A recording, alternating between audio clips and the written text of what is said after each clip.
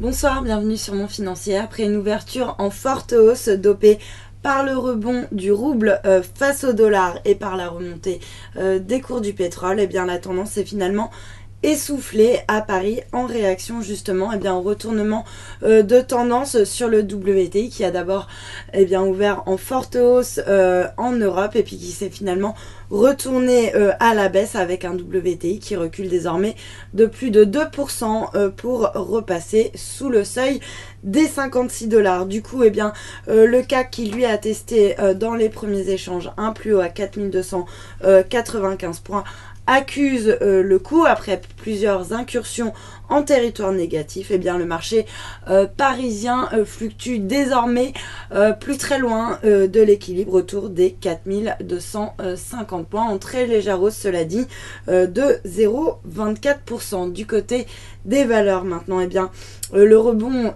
des cours de l'or noir a dans un premier temps donner une bouffée d'oxygène au secteur pétrolier avant de finalement s'essouffler. Par exemple, sur le CAC, Total qui signait la meilleure performance à l'ouverture, le titre cède désormais 0,17% à 42,78 €. Une tendance à la hausse qui s'essouffle d'ailleurs sur l'ensemble du secteur pétrolier, puisqu'on a également Technip qui recule de 1,6%, puis même chose sur le SBF 120 avec par exemple Vallourec qui perd 0,6% à 22,34 € ou encore CGG qui abandonne en fin de séance près de 3% pour revenir autour des 5,21 €. Mais la valeur du jour, il s'agit de Soitec qui signe une chute vertigineuse, moins 54%, Soitec qui est relégué au rang de penny stock alors que la société a annoncé une révision de ses objectifs financiers pour les exercices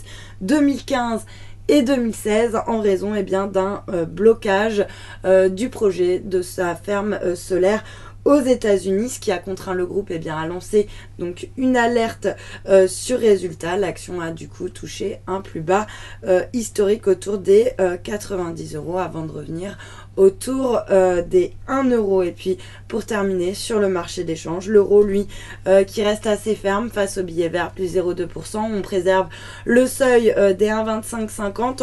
En revanche, même s'il s'inscrit en nette hausse par rapport au yen, l'euro ne parvient pas à franchir la résistance des 147 yens. Et puis même chose du côté de la paire dollar-yen avec un dollar qui grimpe de 0,32% mais qui lui aussi ne parvient pas à casser la résistance symbolique des 120 yens.